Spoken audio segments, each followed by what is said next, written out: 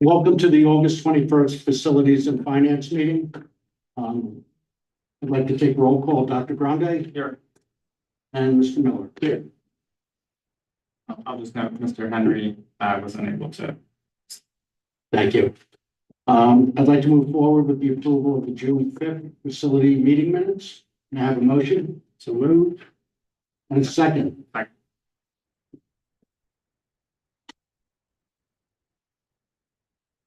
We always start our meeting with the mission and vision statements.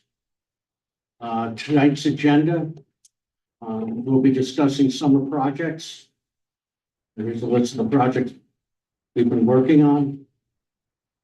You good to go? Okay. You should.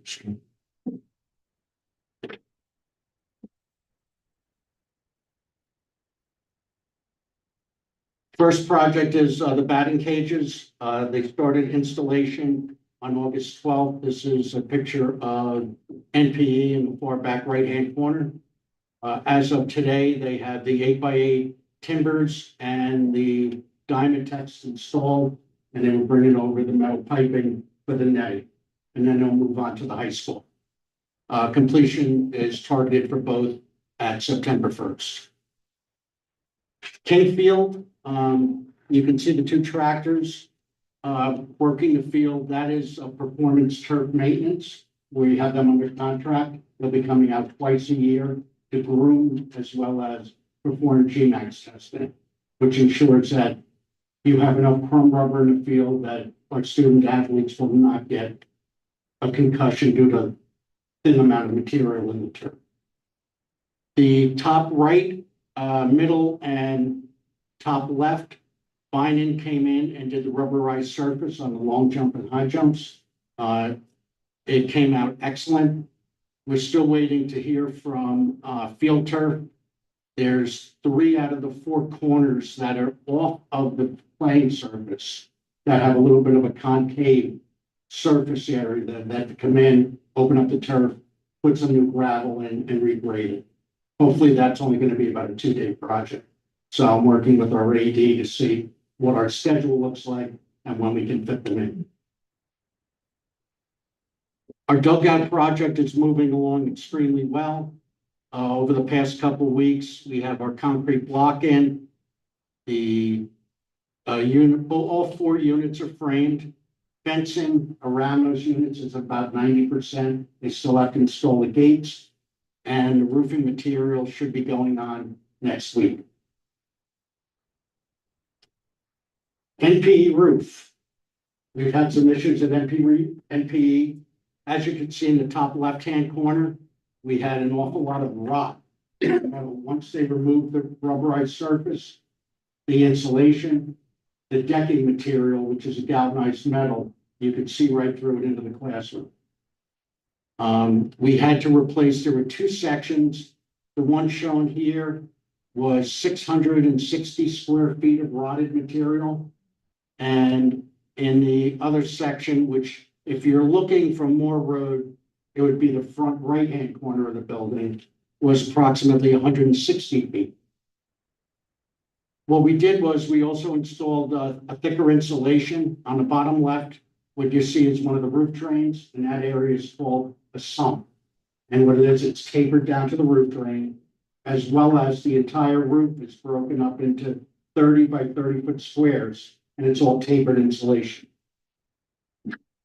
You can see on the middle picture, we had to increase the size of the curbing due to the increased insulation, which will help us out at our factor on our utility bills.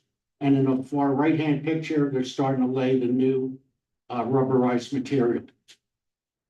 Right now, we are at about 95% complete. The roof is watertight. On 9/9, we'll be getting the new fascia metal, which goes around the top of the building. They had to measure that due to the fact that we were putting in thicker insulation. They couldn't order it ahead of time, so it had to be custom done. And then the skylight, which you see a little bit of it in the left-hand picture, we're replacing that skylight. There was a crack in it, and rather than put a Band-Aid on it, we said, let's roll it into the project and repair that, or I should say, replace that. Highlights of cleaning this summer. Max has cleaned, stripped, scrubbed, and refinished 298 classrooms. In the middle school, the music room, I'll flip back. Top left-hand corner is in this building, the music room that has all the pianos in. For the past couple of years, they did not completely remove those pianos. They tried to work around it. This year, we removed all the pianos. The bottom left-hand picture is that room completely done and waxed. The middle picture top is the cafeteria at the high school. So is the middle bottom. The right-hand picture is a hallway on the 3rd floor of this building. Window cleaning is the center picture. That should be done by the 23rd. And the other two pictures, the one on the left is the 3rd floor just outside AJ's office, where the ramp is. And the other picture on the right is NPE, and it's up on the 2nd floor where we just redid the roof. We embarked on some summer painting projects this year. The high school, we went through all the boys' restrooms on the new addition on the right-hand side of the building. We repainted all the stalls, all the walls. We repainted the hallway by the high school office, right around the auditorium. We removed some pictures and posters. We redid that. The middle school on the 2nd and 3rd floor in the C wing, have to remember, we did 8 classrooms there, painted them top to bottom. We, down for the project that we have for the 6 teachers, we redid a room in the cafeteria, off the cafeteria, used to be the faculty lounge. We repainted all of that and we're repurposing it for the 6 teachers down in that area. We did 3 separate hallways in this building in the middle school.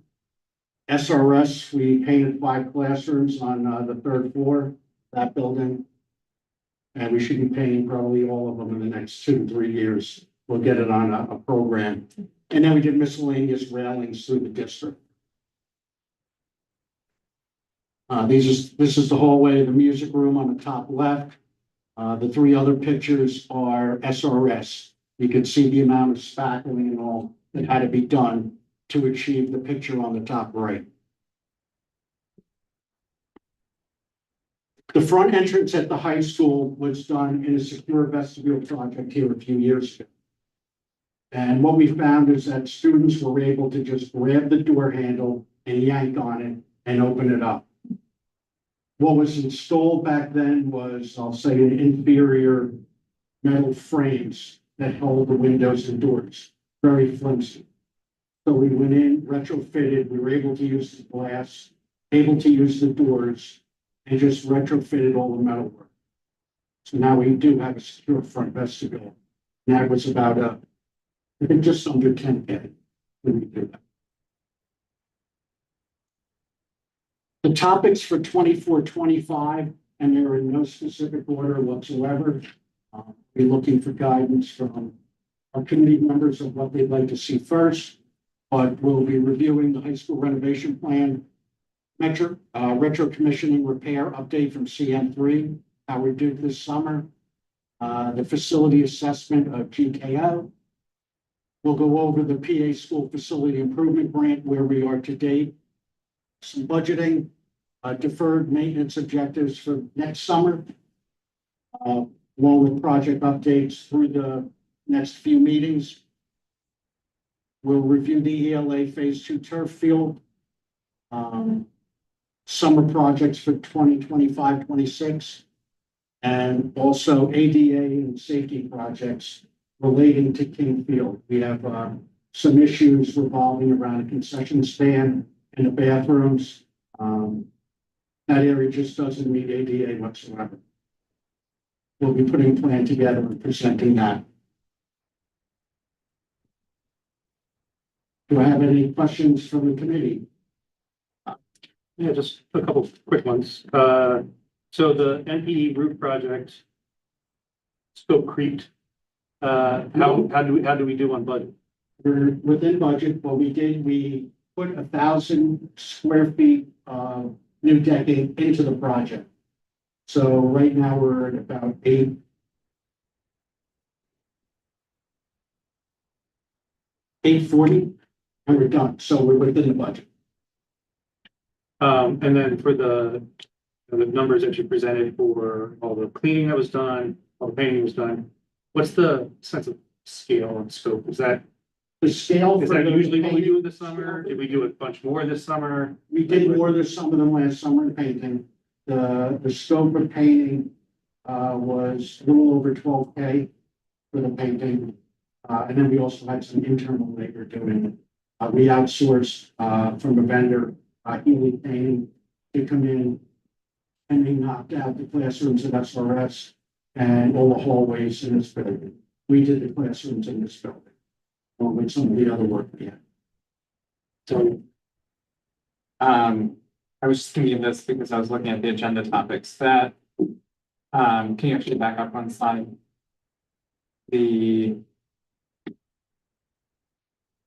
PA school facility improvement grant, is that the grant that we had discussed and applied for? Yes, we applied for it, and to be transparent, what we looked at 3 separate projects. One was secure vestibules, one was the high school, some unit events, and the pool pack, and getting rid of the pneumatics, and then also here, the water source heat pump replacements. When we came back and looked, the board only approved enough to do 2 of the projects. So I contacted the school grant people, and we pulled the high school pneumatic project off and went with the other 2, so we could meet the commitment of what the board approved. What's the decision date on those? Do we remember? It's gonna be in the end of September timeframe. And then the only other comment I wanted to make, just for everyone's awareness, I know that first bullet there, it says high school renovation plan. We should probably refer to that as the high school renovation planning. Yes, There is no, just to be clear, there is no plan yet. But I think the goal this year is to begin the process of finalizing the goals and scope around that project. So I just wanted to make that clear. well, I'm at the point now working with CRA, we could kick off that meeting next meeting if Okay. you'd like, but we could discuss it further. Okay. I don't have anything else for the board members, Michelle. Rachel. I have something that's not on this agenda. I just have a quick question about something I've heard about. Sure. I heard that a student got up on our, this is just rumor, but a student got up on our high school roof and fell through it over the summer somewhere. Yes. Wasn't he? I heard that the student is unharmed. What about the roof? Well, he didn't fall through the roof. He went through a skylight. And if you saw the video, he's No, I very didn't. fortunate that he didn't break his neck or his back. Oh, gosh.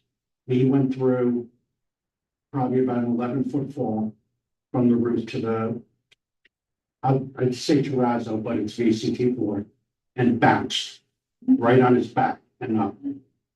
Shook his head, got up and ran. We know who it is. We go into court and hopefully he'll have the money to pay for that repair. Why is he up? Um, Because he's I 16. don't want to comment. Yeah, I think we need to be careful about. Yeah. He was up on the roof. And should not.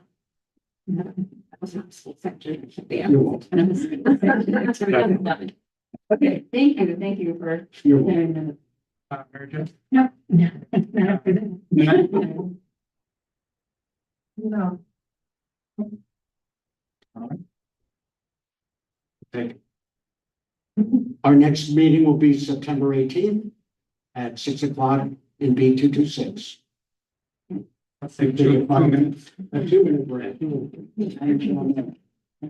Thank you very much. Thank you.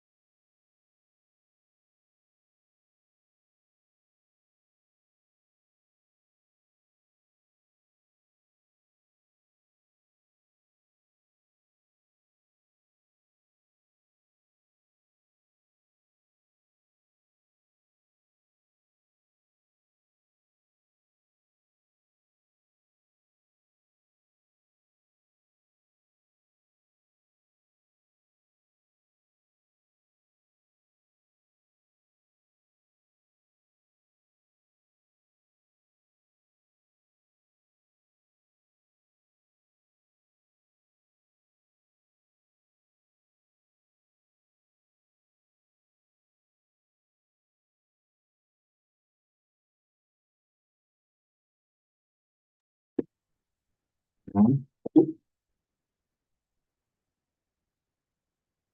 Grande, if it's okay with you, I'd like to call this meeting to order. Yeah.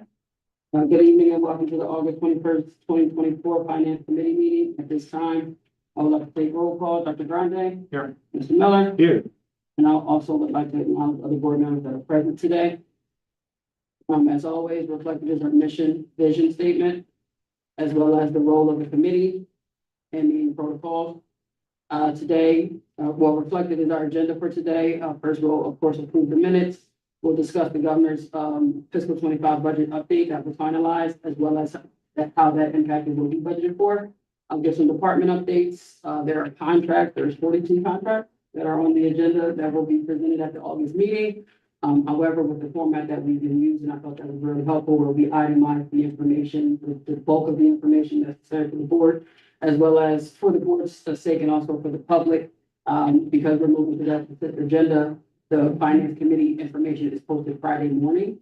So that gives the public almost 5-6 full days to review everything before the August, before any committee meeting, as well as almost 2 weeks before board meeting. So they have ample time to look at all the information. And then lastly, because we're going to be discussing the financials and the finance committee meetings, I'm going to do for this meeting, understanding the treasurer's report, just a presentation so people have a better understanding of how to read that information. And then lastly, we'll discuss the July financials as well as the July report for July. All right, so first, before we do that, can I have, the committee has had an opportunity to review the June 5th minutes. Can I have a motion to approve? So moved. And a second? Second. Thank you. So here's just put together a brief reflection of what the governor's budget included versus what we budgeted for. If you look specifically here, this first column outlines what we budgeted in our fiscal 25 budget in comparison to what the governor budgeted. We had several discussions here as it relates to that basic ed portion.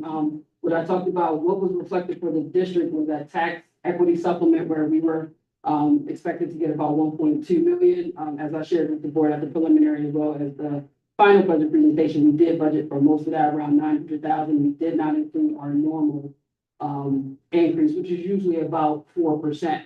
However, the allocation for the district is about 4.8 million, which is $227,000 higher than what we received last year, and that's about a 4.94% increase. So we did get our normal increase, a higher percentage than our normal increase. However, what we originally budgeted here was about 1.2 less. I will say what I am proud about, our Ready to Learn grant increased about almost $400,000, $368,000. The good thing about that is the tax equity supplement is actually reflected in the Ready to Learn grant. So that's where they moved it. I think that's really good, personal opinion, because your Ready to Learn is a state grant and you'll always receive that minimum amount. So if the state decided to move that tax equity supplement to Ready to Learn, that's a really good thing because you're going to, at a minimum, always get that amount going forward. As opposed to if it was reflected in your basic ed, which is still based on the formula, that could change. So at a very minimum, if the state decided to move that, like I said, to your Ready to Learn grant, that's actually good news. Nobody didn't get the full amount you thought.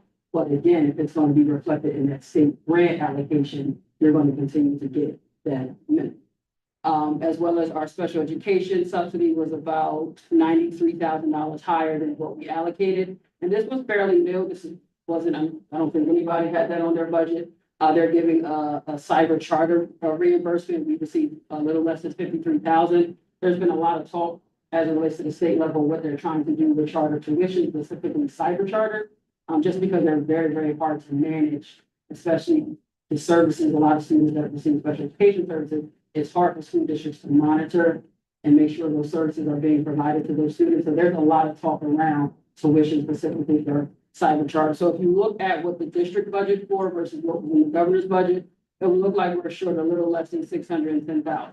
However, as we also discussed during the preliminary and the final budget, we knew we had some revenue sources that were variable that we know that can change, and we knew we had flexibility as it relates to what we could budget for. Because we were banking on the basic ed, we did budget less than what we approximately could budget for in specific areas.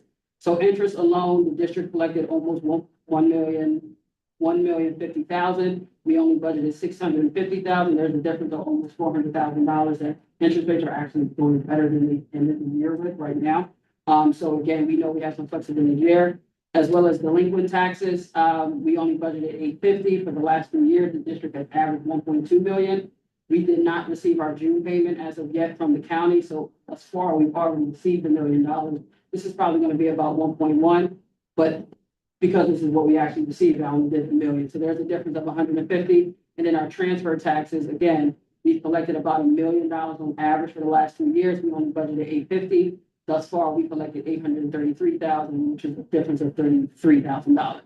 So if we look at what we actually budgeted for specifically in these revenue sources, which versus what we collected last year, there's actually about $575,000 difference. So when you look at these numbers combined, in a sense, we're short about $35,000. However, because you guys know I always keep a trick up my sleeve, I have a little some surprise for you on the next slide. All right, so this is just the business office updates. Once again, the business office is fully staffed.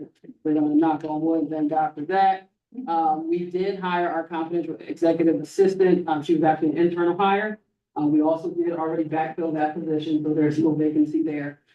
She's gonna, if you guys remember, we decided to split that position between the business office and HR. This person who already, like I said, they were internal candidate, actually worked in 2 business offices in another district and was an accounts payable and payable person.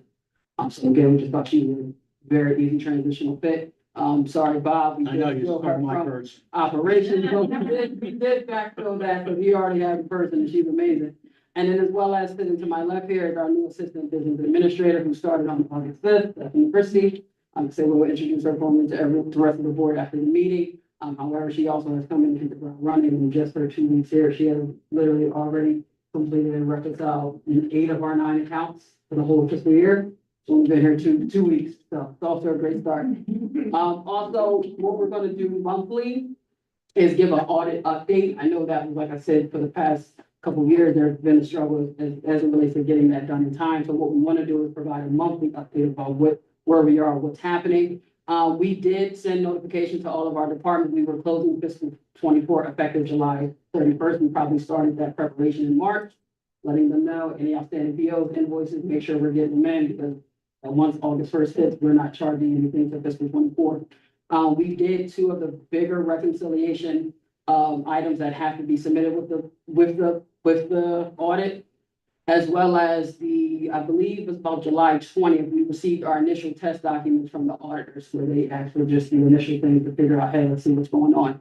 Also, all of the documentation that Tom Josiah, who is our audit prep consultant, requested, everything has been sent to him. He will receive bank recs on early next week for the accounts that are done. And we did have our first audit visit on August 7th. Upon their arrival, that's when they reviewed the test documents. They told us that things seem to be better, but we're looking to get you your outstanding audit item list probably early September.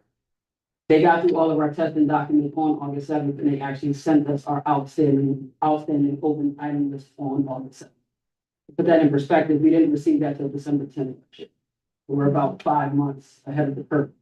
And on that open items list, there's 39 items. We've already sent them.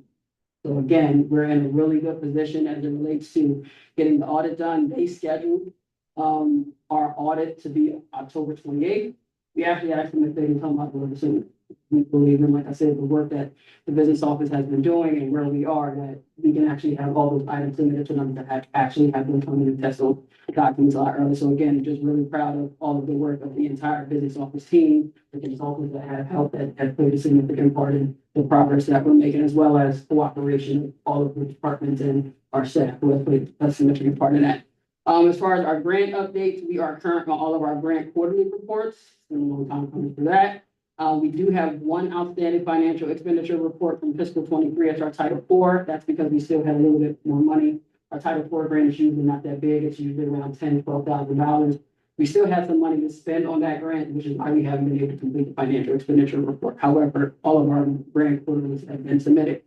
And then lastly, as I mentioned earlier, I know if you guys remember last year, we found a lot of money that was due to the district as it relates to our plan con reimbursements. We collected about $2.3 million that was outstanding.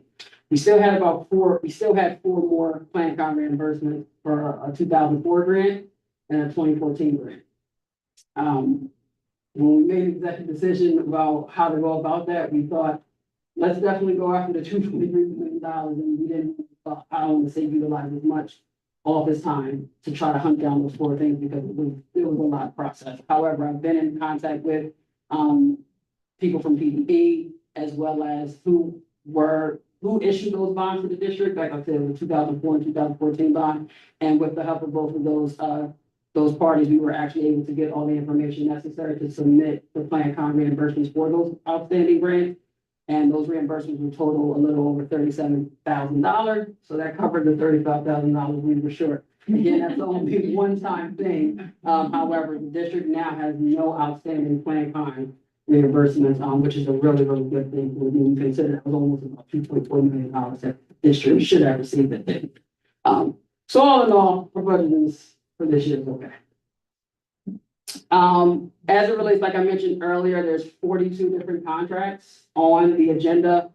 We've been following this format. Again, I understand as working individuals, it's a lot for you guys to read all this information. So what we do on our finance committee meetings is we ask all of our directors to answer 5 questions. What is the expiration date of the contract? So how long will it last? What's the expected cost for this project? What does the company or the person do? What services are they providing Wallingford? And then how do we also benefit?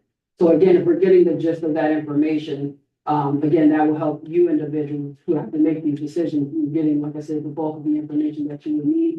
And so you don't have to necessarily read through. Like I said, all of our contracts are vetted.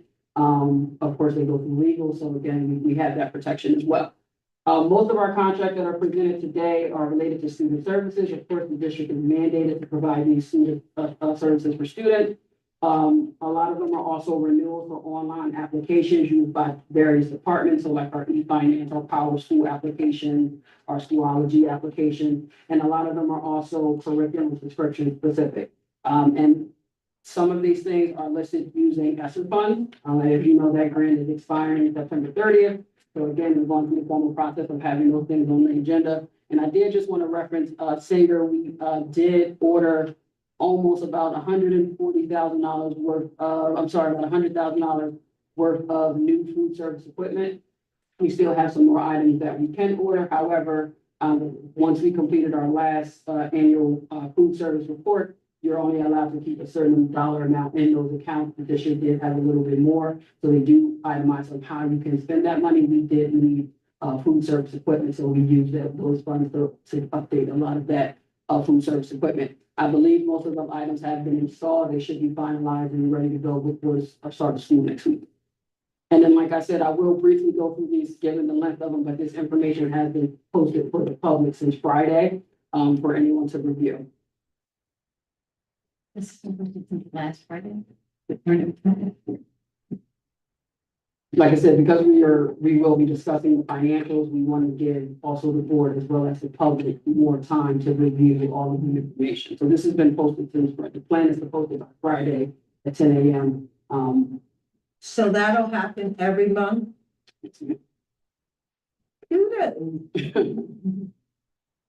And then, like I said, just to briefly go over some of them, most of them specifically are just applications that different departments use, or as it relates to, like I said, special education or student services.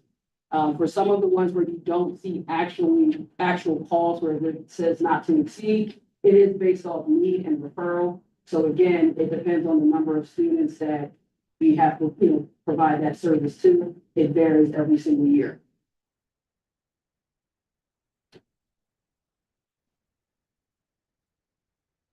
All right.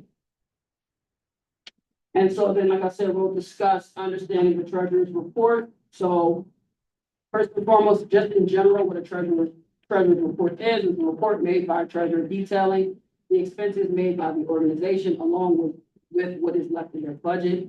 It is a more detailed version of a balance sheet. Again, if you're not an accountant and you don't do this every single day, a balance sheet can be very overwhelming. As well as it provides all the information, costs, expenses, and revenues during a specific period. These are usually provided monthly. And for WSSD, it's a combination of our revenue status and expenditure report as well as the balance sheet. Again, I personally think it's the easiest thing to read and understand. And just to give you guys a little bit more detail, our revenue status report reflects revenues applied to revenue codes. You know, you guys have heard me talk all the time about PDE and their codes. They have revenue specific codes. However, that report only reflects revenue codes. So if we have to apply revenues to a liability code, to give you guys an example, is when somebody makes like a COBRA payment, cover their insurance, that code is a liability code. So that revenue would never be reflected on the revenue status report. So if you're looking at it, it doesn't give you all of the information. As well as our expenditure status report only reflects expenditures that are either cut by check or that a manual check was inputted for, like if we paid wire. Most of our payroll expenses are actually journaled in. So again, you will never see those expenses on the expenditure revenue status report, as well as our balance sheet. They don't show transactions. So if you don't know specifically what those codes are, again, that can be overwhelming to understand. So your treasurer's report is actually just a combination of all of those things. And like I said, we're going to go through with each section of that treasurer's report is. So at the beginning of your treasurer's report, again, at the top of it, you have your beginning balance, which is the funds available on that specified date. So if we're looking here at January 1st, this is how much money the district actually had. It is important to know that this total includes outstanding checks. So if you look at month to month, when we're really recording everything that we did, we're not only recording the checks that cleared the bank, these are the total checks that are cut. So that amount is actually reflected. So that 32 million in this instance is not necessarily the cash that we have in the bank. So it's we want to keep that in mind. And then again, I'm going to show the treasurer's report in correlation with the other reports that are a part of our financials. So if you look at our local revenues first, that's money produced within the boundaries of the school district. Again, you see all of those items specifically identified. For the sake of the report, you might see this different on the treasurer's report because if we didn't collect revenue there, we don't show it. So it's not super long. And then again, here's all of PDE's chart of accounts, their revenue code. So you can see we're recording those information exactly how they are on the revenue status report. And again, they can change for the most part. Your local revenue sources are your taxes. Again, but it can include different things like rental use of facilities, refunds of prior expenditures. That means if we paid something, of course, part of it, like we overpaid or the amount changed, we got a refund back, as well as like any miscellaneous revenue. So those are like student fees, parking fees, different things like that. Your state revenues are revenues originated from the Commonwealth of Pennsylvania and dispersed to the school district. Again, here's the that information reflected on the treasurer's report. And then you also see that information on the revenue status report. So again, the state has very specific codes. And then we just itemize that information. If you can see here, the information is exactly the same. So these are your subsidy sections. Your state subsidies are, of course, special education, SHAR's revenue that we may receive, your Ready to Learn grant, your basic ed funding formula, as well as like your social security deposits that we may receive, or even the PUSE subsidies that we receive. Now, this is really important when we talk about the details and why accounting is important. Again, this is what you may not see on the reports, but it's information that has to be recorded. In this instance, on our state subsidy that we received in January, the district had a small subsidy redirection. Sometimes, depending on, there are things that the state just do automatically without like district had called it off. In this instance, when we were, there was a delinquency issue on a PSERS payment from school year 22-23. What this usually means is, in this case, the funds are due to the state by a certain day. If you didn't pay it by that day, they'll charge you an interest rate or something on top of that. So in this instance, we were charged a delinquency of $132.02. A common mistake that's made, this is the actual cash we received, $354,277.98. Most people would record that. However, this is what you were allocated. The state basically paid a bill for you. So you have to record the information as this is the cash. This is the actual cash that hit the books, but this was an expense that was paid for, so we have to record all of it. So again, what you'll see on the treasurer's report is the cash. However, like I said, that information has to be booked accordingly. So again, just wanted to mention that because again, for the person who doesn't do this every day may not understand that, but that's why sometimes you'll see certain numbers that may not align somewhere else and people may question that. And then with our federal revenues, again, this is revenue generated from the federal government. This is usually just your grant. So in our case, it's usually like your consolidated grant, your Title I, II, and IV, as well as right now, those ESSER grants. And this, I just wanted to use this as an example because if you look at this particular month, we received a little over $2,800 in revenue, but in this instance, it didn't match up on our revenue status report. It actually says we have a negative $4,600. That's because we had to issue a check from that revenue code. So again, revenue codes reflect certain things and your expenditure codes reflect certain things. So if you're trying to really get the best understanding of what happened in that month in the district, your treasurer's report, because it reflects all of that information and just not specific coding. Lastly, and this is just the rest of the top of the revenue side. So again, this is why I said I think it's the best thing for you to read, because this is where we start getting into the difference of, it's not those revenue codes that you'll see on that revenue status report. This is other revenues that have to be booked accordingly. So when we talk about other inflows, this is like maturity on investment. So that's where if we sold investments and moved the money to our general fund, and now it's actually cash that we can use, as well as interest that was earned on investment. That's not reported as cash because it's technically a separate account. We also talk about receivables. To give you guys an example, that was the plan con money we talked about. So though we received all of that money last year, that was not planned income for last year. So it's actually reported as a receivable because that money was owed to the district. So again, that wouldn't necessarily show up on your revenue status report because there's a different receivable code for that. And then this is the example I gave about checks we may receive that are applied to expenditure codes. That also will not show up on your revenue status report. So just to give you guys an example, personnel expenditure credit is somebody went to had jury duty, the $5 check that they pay us.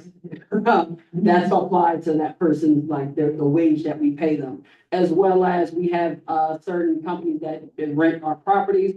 They make payments towards like electric and water and things like that. So because the district paid that bill, we're taking the revenue we received and we apply it to that revenue code. So here's just another example. And then this is what I was talking about, other liabilities like COBRA payments. That's revenue for us. That's cash we receive, but it's not applied as revenue. It's applied to a liability code. So you talk about what's the actual amount of money the district collected per month. It's best to view the treasurer's report because again, it takes into account all of these. And then again, our expenditures start a part of it. So where you see where it says less purchase of investments, that's where we took cash that was in the bank and moved it to our investment side. So it's not cash that's readily available for us. That's considered an expenditure. And then where we itemize all of our actual expenses. So again, remember I said earlier on our expenditure report, you don't see things that are reflected as journal entries. So usually our journal entries are our payroll specific expenses.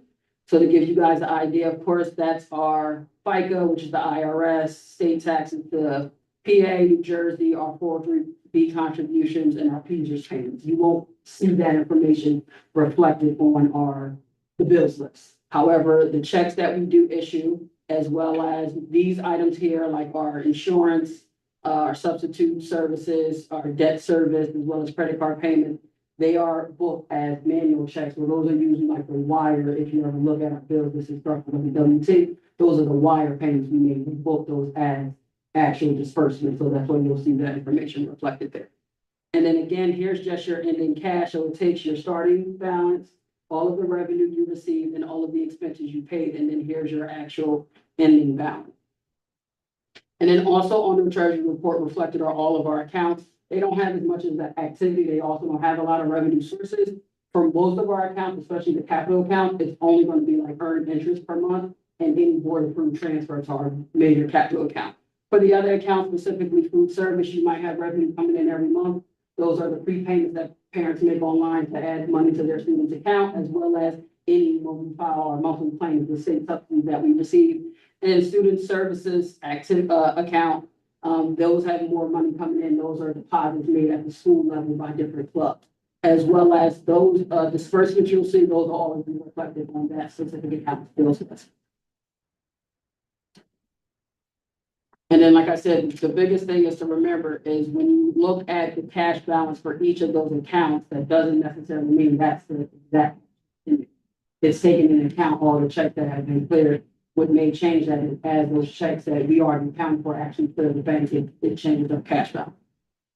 So if you look at it for the month of July, here are all the revenues for, the month of July, like I said, for each account. Again, most of our accounts, all of our Fund 32s are just, all of our Fund 32s are just, interest earned for the month.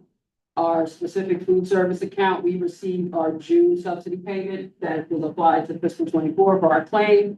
And then student activity, I believe they had one deposit that was remaining plus their interest. Our general fund specifically, can you click the treasurer's link in there? That opened up.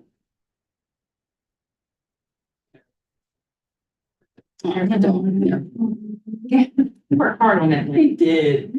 All right. You can close that part. Okay. Oh, work. Maybe. That makes sense.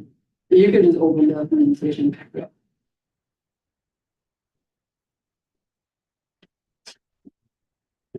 Oh, no, just put the other, there it is. Yeah. The other side. First tab. There we go. Okay. So we know what to do next time, but we did actually add the links. That would probably make sense. I can see it because I'm the author. But what we will do is like not on top of displaying this information, like I said, it is made available to the public. We did want to actually open it and discuss it in each meeting. So again, that treasurer's report, which is already online, just reflects the same information. The reason I specifically wanted to highlight it for the month of July, because if you look at our treasurer's report for revenue from Fund 10, it says, well, we collected $12 million, but you see here, I only have about 9.5. That's because a little over $3 million we sold investments and moved it to the general fund. So it looks like cash. That's not revenue for us. However, on your treasurer's report, that transparency is reflected that this is money that's now made available. So actual revenue collected for the month of July was a little less than 9.5 million. I just wanted to kind of itemize that. And then lastly, our expenditures, we only had 3 accounts that had disbursements, our Fund 10, and that's usually what you'll see on, in addition to these, of course, we'll have disbursement from our Fund 32. The other accounts don't directly have transactions coming out of them, but our bills list is attached. Again, it was a little less than $5.3 million. Most of that, those payments reflected our PSERS payment that we do in the month of June, big one. Just so you have a better understanding, PSERS is usually paid 3 months behind, so the payment we made in June was actually for January, February, March. And then as well as we had a lot of bills outstanding, again, June ended, so a lot of those invoices to wrap up last school year came in the month of July, and those were most of the bills that were paid in the month of July, and then any type of lease or service payment that we had to make to start the school year. Food service, again, that is our prepayment that every year that we make to them to start the school year, we do receive that full payment back. However, it's basically just like their start cash to start the school year with. We usually receive that back probably by November. And then lastly, student activity, again, this was just some payments that were due to end the rest of the school year. But again, all of the bill lists are posted and have been posted for people to go through and items as well. And then that's all we have today. So first I'll open up the questions for the committee. This is a super softball question. So when I look at the contracts and I see a few of them are in the multi-year, and that's controlling for our rate of increase. Yeah. That was on purpose, right? Yes, and again, as we mentioned, it's not like the district's locked into those contracts for how long they are. There's language in all the contracts. You just have to get in both parties, us or the company, just have to give a certain number of days notice to say you wish to terminate. So we're not locked in, but again, by extending those agreements, you are locking in a set price, you're lowering the increased price. But again, it's also giving us a better chance to control where we're moving from a budgeted perspective. Because we've talked about building that multi-year budget cycle. So the more cost that we know further out, it gives us the ability to do that. Yeah, it'd be nice to see if we can quantify how much money that saves over a period of time. We can track that percentage increase. I think on a couple of them specifically, Because it looks like a number of them are, so especially on Power School, yes. 5% increases over year instead of 7, like doing multi-year. Yeah, so that is something we would be actually in the future. Yes. And then just one other thing, I just want to compliment you on your responsiveness to the community around the auditing process. I don't want that to go unsaid, that we've, I've only been on the board for 8 months. And I got to hear, in most of those months, some concerns about our auditing process. And so for us to be this far ahead and for you to have already built in transparency month over month, just want to make sure that's set out. Just one, not a question, but just one small, request for down the road. When you, request those 5 things, about each contract, one thing that's helpful to see is it new or recurring? And if it's recurring, it could be a new vendor, for the same service. But if it's recurring, what's the rate of increase from prior? Okay, yeah, that's all. That was all I had. Michelle? I have a question. Thank you. Rachel? I did have a question about the contracts in general. If they're providing a service, to our students, are they like open-ended because we're gonna need you, we don't have quite how many students we're gonna, have and what their needs are gonna be? Or is there some sort of cap or, how does that happen? Well, it depends. Again, like I said, with student services, those services are provided to students in accordance to like your IEP, their public floor plan. The reason we have multiple vendors in some of those instances is that particular vendor may not be able to provide the number that we need. So that's why, again, if you look specifically at some of those contracts, it says their schedule is attached, but the services and the cost actually vary. Like if let's just say we need 10 PCA and that company only has 6, well, then we'll get, so we do also look at, I know specifically student services looks at the fees associated with all of our different vendors, and that's something we've been encouraging them to do. Is say, this company's only charging this. Again, as a school district, we have a lot more power than you probably believe we do. And again, we're encouraging everyone to use that to our advantage. So if we are already contracting with someone else that's charging a certain fee, that's something we can mention. And honestly, because people want the business from a school district perspective, they're willing to really negotiate. So like I said, it is based off need. More specifically, that would be information you can get from student services. But again, we're not just providing these services just to provide them. It has to be specific for the student that it requires it to be. Yeah, so I think to summarize, we need a pool to draw from to access services. It would be very difficult to contract in real time for exactly what you need for a particular student. So the goal here is that we have these not to exceed contracts to create a resource that we can turn to multiple vendors as needs arise over the course of the year.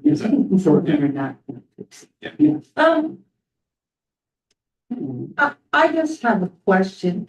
I don't know if I'm allowed to ask it or not, but, is with the budget, is the new superintendent's salary built in, or is that an added expense to the budget? That is obviously an agenda item for tomorrow evening. Don't know if you have information at this time. Not per se. Okay, and, so you wouldn't be able to say the interim superintendent what we're paying him? I think there's a range between 13 and 15.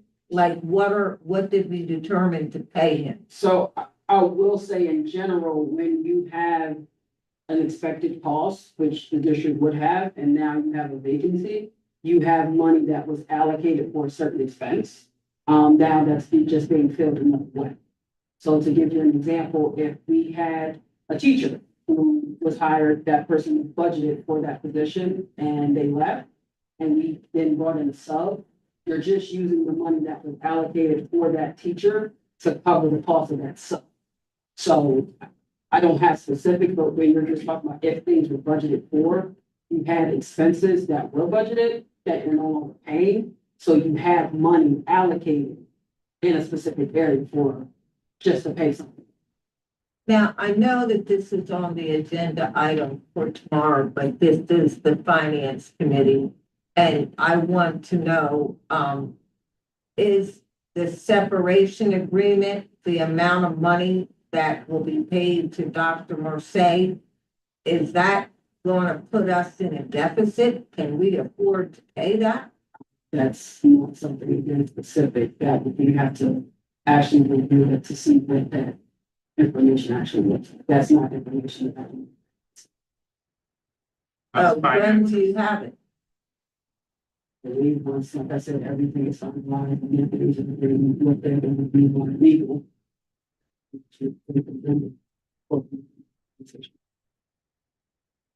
A lot of those finances are, dictated by state law. As opposed to, Yeah, but I'm just trying to figure out if the district has extra money to pay. Well, Because you have a superintendent salary that's coming in, you have the interim superintendent salary that's coming in, you have the separation agreement that I believe is a lump sum payment. So based on these figures that are on this treasury report, it doesn't look like we have enough money. Well, this is only for the month of July. Again, this is the district that collects most of its finances through local revenue sources. So July, you have the early birds who pay their taxes. The district collects the bulk of its revenue in September. Or early August, you have the discount period for taxes in August 31st. So again, August will be an even better month for the district, but the district collects most of its revenue in the month of September specifically, because that's when most people pay their taxes. So I don't want to say looking at the July revenues to make that indication. July is just, this is the money. We also receive subsidy payments in the month of September. The state has a very specific schedule and they pay out their subsidy payments and usually start in August. So again, July is not a month where a lot of revenue is coming in. So I think looking at that data and necessarily making that interpretation can be a little misleading. Okay.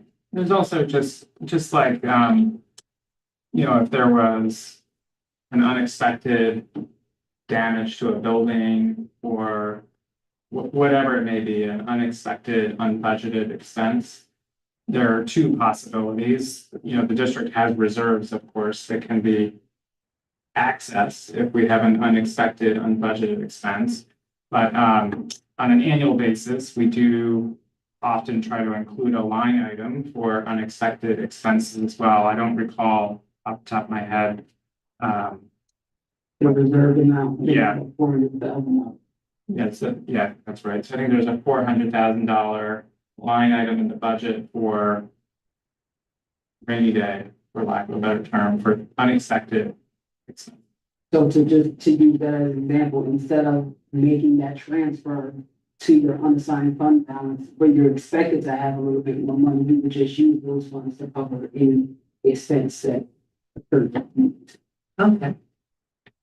Mary Jo? No additional questions. Thank you. Yes. All right, yes, and then the next meeting is September 18th, immediately following the facilities meeting. And that's it. You can adjourn. Thank you. Thank you. Thank you. You want to